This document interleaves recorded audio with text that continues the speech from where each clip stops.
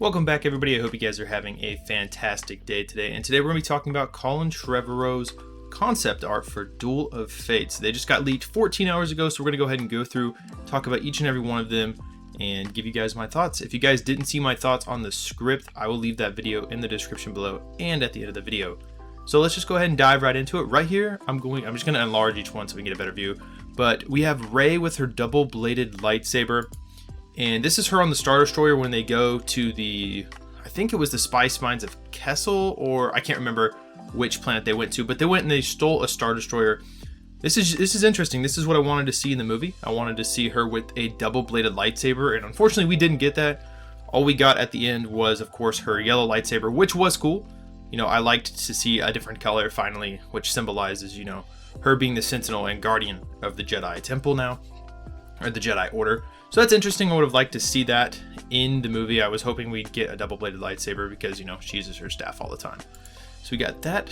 Let's move down to, we have Biskova, which is a resistance traitor, is executed with a light blade guillotine on Khorasan. That's awesome. So he's being executed in front of an entire crowd of people, or actually takes over Khorasan and turns it into a different city that we once knew. And Hux is actually the Chancellor. So that's interesting that they're, you know, executing someone in front of a crowd of people. Next up, we have Rey and Luke training on Korolev. Okay, let's look at this. Rey is meditating under, you know, just some light here, very symbolic of the Jedi. We have the X-wing in the background, so that's interesting. And then Luke sitting here training her. He doesn't look like a Force ghost here, so I wonder if he was, you know, actually planned to be killed off. I'm not sure when these concept art came out or when they were actually drawn. I'm not sure if they were drawn, you know, back in 2015 and they just had this set up for the end of the movie, end of the trilogy. Not entirely sure, but this is interesting that he's not a Force ghost, but I do like this, very symbolic of the Jedi. Next up, we have the crew flies to Bonadon, where Poe lived with his grandfather. Okay, let's look here. Anything symbolic in the background? We have the Falcon here. Just a nice, it's a cool city. Water, just a bunch of lights and villages. Nothing too overwhelming, but that would have been cool to see a little bit more of Poe and his backstory, as we don't really get much other than he's a spice runner. Interesting. Here we have Poe and Rey piloting a razor sail through the Bonadon waters, chased by the Knights of Ren. Okay, so finally we get to see the Knights of Ren. I like this ship a lot better than the one we got. It's just more sleek, looks cooler, better design. And then this was cooler. So this was kind of the thing we got in the desert. When they were chasing Rey and the group. They were on the little wind sailor, whatever you can call it. This they're going through the water instead of the desert, and I like this a lot better. It just looks cooler. The ship is amazing. Okay, so here is Tor Valum. Okay, this is what I've been wanting to see, what they were going to do with Tor Valum and, you know, Palpatine's Sith master. This is interesting. Dude's got 6 eyes. He's an alien. I don't know if it shows his entire body, but I heard he was like really big and kind of looks like Jabba. From this aspect, from this picture, he looks really cool. If his bottom half is really big, that wouldn't make sense of how he would be a Sith. I mean, obviously not all Sith use lightsabers, but he was alive 7,000 years before the Galactic Republic, or the Galactic Empire. So he would have been there during some Sith wars that he would have needed to fight with the lightsaber. So I'm not really sure who he is. We don't have any information on Tor Valum. I would love to know more, but obviously he's not a character in the world. He was just a concept. But I would like to get a little bit more backstory. Maybe in the future we learn something about him. You know, they were obviously planning on putting him in, but you never know. Next up, this would have been amazing to see in the movie. Kylo fights Darth Vader in a cave. So it's pretty much just Luke's cave scene, but with Vader. This would have been amazing. You know, Kylo obviously worships Darth Vader, has his helmet in his ship. This would have been a cool moment. That would have been really cool. And especially if it was like a full-on fight scene, that would have been awesome to see Vader once again. Okay, so here is the First Order occupying Coruscant. It said that they made an entire city here on top of Coruscant. I'm not really sure how. Is it on a Star Destroyer?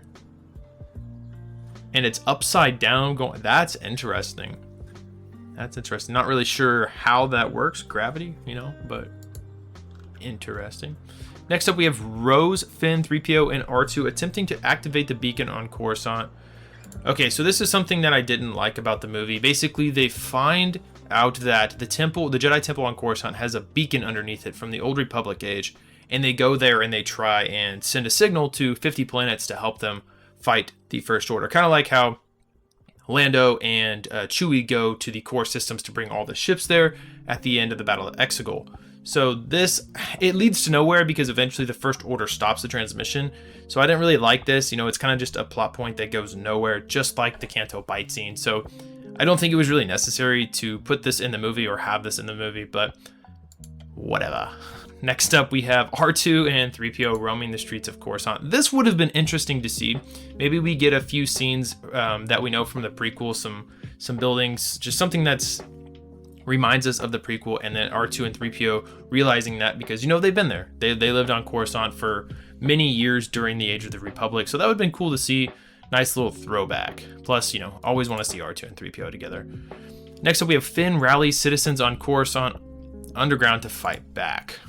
This would have been a cool scene. You know, they didn't say anything about this in the trailer, so if they did actually like have a revolt and have everyone rise up against the Empire or against the First Order, I would have liked to see that instead of them just going to the temple and then like bailing because they couldn't get it.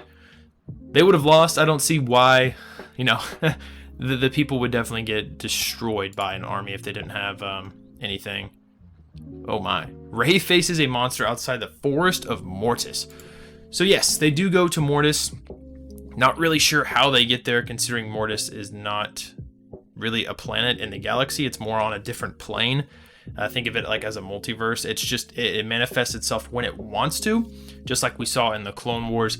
This is a gigantic beast. Very, very interesting. Not sure how she would fight it. Maybe she controls it like Anakin does. That would be interesting to see, though. I would like to see Mortis more in Star Wars. But, you know, again, it's not really a planet that you can just go to. It's something that shows up. So we have underground Coruscant. Citizens paint and prepare old walkers. So somehow they steal a bunch of old walkers and they put a ton of new stuff on them. Looks like we just got some swords and they're just trying to do as much as possible to fight back the First Order. Interesting. That would have been cool to see a different type of walker. Oh, okay, here we go. Defected stormtroopers and Coruscant citizens cheer around old painted First Order walkers. So let me tell you, these things are not destroying whatever these are. These things look badass. They are really, they are really cool. But yeah, this would have been cool, like to see defected stormtroopers fight against the First Order. That would have been a nice moment within the movie. But yeah, these things would definitely get mauled down by whatever these are up here. That would have been actually really cool to see those in the movie. Like maybe at the Battle of Crate or something. I would have liked to see those. Next up, we have stormtroopers prepare for battle against Coruscant citizens. Just, you know, the same thing. Pretty much just a different angle of that battle, of this picture right here.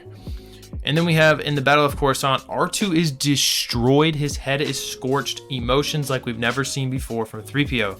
Finn is speechless. He is crushed by all of it. Chewie takes R2's scorched shell onto his back. I thought it said put it back on his head. I was like, what? Okay, so this would have been a deep moment, you know, in the movie. In the Rise of Skywalker, we got Threepio, you know, having his memory wiped and saying goodbye to his friends, seeing his friends for the last time. That was the heavy moment there. This would have been the heavy moment here. And man, if R2 actually would have like been done, that would be very, very sad. Don't ever want to see that. Here we have Rey and Kylo fight at the peak of the temple on Mortis.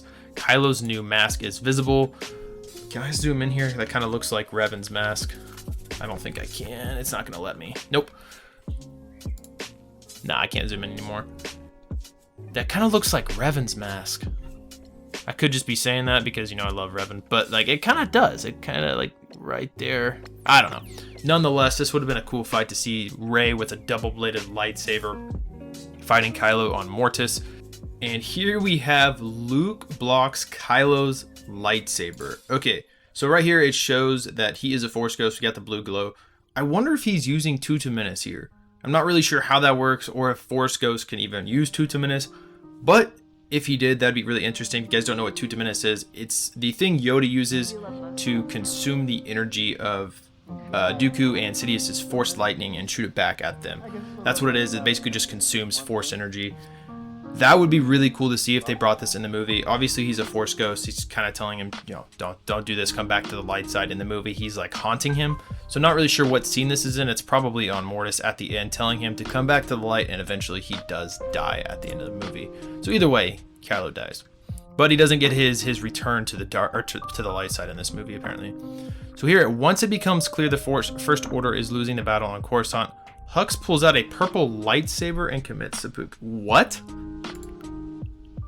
Okay, so he has Mace Windu's lightsaber? Is that what it's saying? Hux kills himself with a lightsaber. Okay, so for one, why does Hux have a lightsaber? For two, the only purple lightsaber we know of is Mace Windu's. So that, if this was true, if this was actually in the movie, they would somehow be connecting Mace or setting up Mace to be in a show or movie in the future. That would be insane if we actually got that. This would have been a cool scene. I feel like Hux's character is kind of all over the place.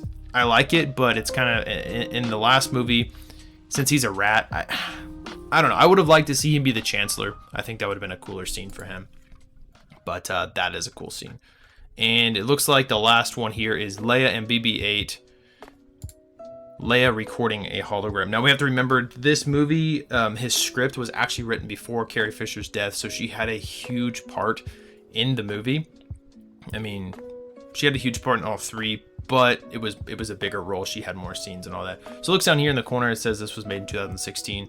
So yes, far before she died, about 6 months before she died. So yeah, these were 4 years ago when these came out. It looks like the movie would have been really interesting. Okay, we would have got some cool fight scenes and, you know, shots like this and some emotional things.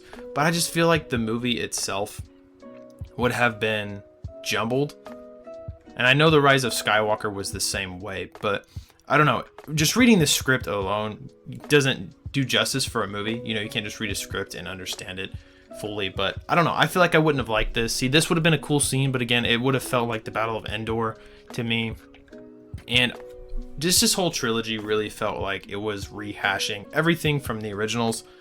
It just needed to create something new, and it didn't. So we would have gotten Mortis again. That would have been cool, but it doesn't really make sense to me, to be honest with you. This would have been a cool scene, but again, going back to the originals, if Tor Valum actually showed up, this would have been something that would probably, I don't know how I'd feel about it, because Plagueis is Sidious's master, and then they say this guy is. I'm not really sure if they would take away Plagueis and say, oh, he actually wasn't, blah, blah, blah. Or if they say Tor Valum's this really, really old Sith Lord who kind of just teaches everyone throughout, you know, the years. Not really sure how they were going to play him. We don't really have any information on him, and we probably won't get any, but it is what it is, guys. Those are the 20 concept art leaks. I wonder if we'll be getting more. I'm not really sure. But if we do, I'll definitely go over them. If you guys did enjoy this video, if you could hit that thumbs up button for me, as it helps spread the video out to other people that can hopefully enjoy it. And if you guys want to see more Star Wars content in the future, definitely hit that subscribe button, guys. Hope you had a fantastic day. I'll see you in the next video. That's why I'm making these songs. I'm trying to come to a conclusion, whether it's good or bad.